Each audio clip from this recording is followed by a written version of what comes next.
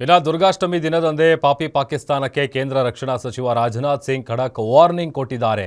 ವಿಜಯದಶಮಿಯ ಸಂದರ್ಭದಲ್ಲಿ ಗುಜರಾತ್ನ ಕಚ್ನಲ್ಲಿ ನಡೆದ ಶಾಸ್ತ್ರ ಪೂಜಾ ಸಮಾರಂಭದಲ್ಲಿ ಭಾಗವಹಿಸಿ ಮಾತನಾಡಿದ ರಕ್ಷಣಾ ಸಚಿವರು, ಆಪರೇಷನ್ ಸಿಂಧೂರ್ ಸಮಯದಲ್ಲಿ ಪಾಕಿಸ್ತಾನವು ಭಾರತದ ರಕ್ಷಣಾ ವ್ಯವಸ್ಥೆಯನ್ನು ಭೇದಿಸಲು ವಿಫಲ ಪ್ರಯತ್ನ ಮಾಡಿತು ಮತ್ತು ನಮ್ಮ ಸೇನೆಯು ಸೂಕ್ತ ಉತ್ತರವನ್ನು ನೀಡಿದೆ.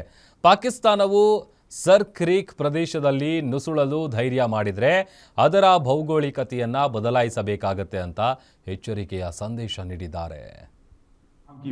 आतंकवाद के खिलाफ मगर आतंकवाद के खिलाफ हमारी लड़ाई जारी है. साथियों, आजादी के 78 साल बीत जाने के बावजूद सरक्रीक इलाके में सीमा को लेकर एक विवाद खड़ा किया जाता है. भारत ने कई बार बातचीत के रास्ते इसका समाधान करने का प्रयास किया है, मगर पाकिस्तान की नीयत में खोट है. उसकी नीयत साफ नहीं है. जिस तरह से हाल में पाकिस्तान की फौज ने सरक्रीक के सटे इलाकों में अपना मिलिट्री इंफ्रास्ट्रक्चर बढ़ाया है, वह उसकी नीयत बताता है.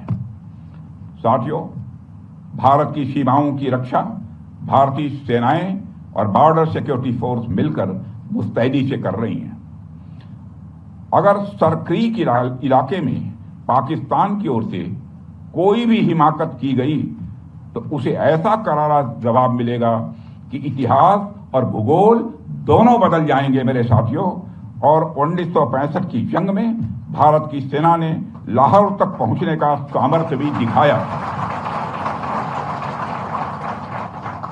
आज 2025 में पाकिस्तान को याद रखना चाहिए कि कराची का एक रास्ता क्रीक से ही होकर गुजरता है. आतंकवाद के खिलाफ ಪಹಲ್ಗಾಮ್ ದಾಳಿ ನಂತರ ಭಾರತದ ನಿಜವಾದ ಸ್ನೇಹಿತ ಯಾರೆಂಬುದು ಗೊತ್ತಾಗಿದೆ ಅಂತ ಆರ್ಎಸ್ಎಸ್ನ ಮುಖ್ಯಸ್ಥ ಮೋಹನ್ ಭಾಗವತ್ ಹೇಳಿದ್ದಾರೆ. ಆರ್ಎಸ್ಎಸ್ ವಾರ್ಷಿಕ ವಿಜಯದಶಮಿ ರ್ಯಾಲಿಯಲ್ಲಿ ಮಾತನಾಡಿದ ಭಾಗವತ್, ರಾಷ್ಟ್ರೀಯ ಭದ್ರತೆ ಬಂದಾಗ ಭಾರತವು ಹೆಚ್ಚು ಜಾಗರೂಕವಾಗಿರಬೇಕು ಅಂತ ಸಲಹೆ ನೀಡಿದ್ದಾರೆ. ನಾವು ಇತರ ದೇಶಗಳೊಂದಿಗೆ ಸ್ನೇಹಪರ ಸಂಬಂಧವನ್ನು ಕಾಪಾಡಿಕೊಂಡಿದ್ರೂ ನಾವು ಅದನ್ನು ಮುಂದುವರಿಸುತ್ತೇವೆ. ನಮ್ಮ ಭದ್ರತೆಗೆ ಬಂದಾಗ ನಾವು ಹೆಚ್ಚು ಜಾಗರೂಕರಾಗಿರಬೇಕು. ಪಹಲ್ಗಾಮ್ ದಾಳಿಯ ನಂತರ ವಿವಿಧ ದೇಶಗಳು ತೆಗೆದುಕೊಂಡ ನಿರ್ಣಯಗಳಿಂದ ಭಾರತದ ನಿಜವಾದ ಸ್ನೇಹಿತ ಯಾರೆಂಬುದು ಗೊತ್ತಾಗಿದೆ ಅಂತ ತಿಳಿಸಿದ್ದಾರೆ. ಅಮೆರಿಕ ಜಾರಿಗೆ ತಂದ ಸುಂಕ ನೀತಿಯನ್ನು ಸ್ವಂತ ಹಿತಾಸಕ್ತಿಯನ್ನು ಗಮನದಲ್ಲಿಟ್ಟುಕೊಂಡು ಮಾಡಲಾಗಿದೆ.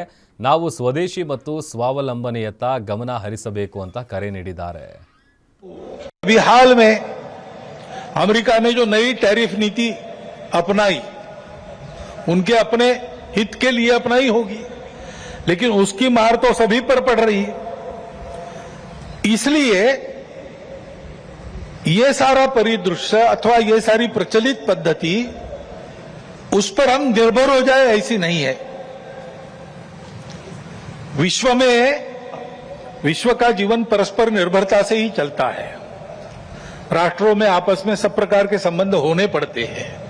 अकेला राष्ट्र अलगाव में, आइसोलेशन में जी नहीं सकता. परंतु ये निर्भरता मजबूरी में न बदल जाए, क्योंकि वो कब बदलेगी, कैसे बदलेगी, उसका कोई पता नहीं. और इसलिए इस निर्भरता को मानते हुए, विश्व जीवन की एकता को मानते हुए, हमको इसको मजबूरी न बनाते हुए जीना अगर है तो स्वदेशी और स्वावलंबन का कोई परिणाम नहीं, कोई पर्याय नहीं. हमको आत्मनिर्भर होना पड़ेगा, स्वावलंबी जीवन जीना पड़ेगा, स्वदेशी का उपयोग करना पड़ेगा. और फिर भी अंतर्राष्ट्रीय संबंधों का सब प्रकार के, राजनयिक हो, आर्थिक हो, व्यापारिक हो, इन सबका जतन हमको करना पड़ेगा. लेकिन उसमें मजबूरी नहीं होगी, हमारी अपनी इच्छा होगी, हमारा अपना सद्भाव होगा. ऐसा हमको बनना पड़ेगा. अभी हाल में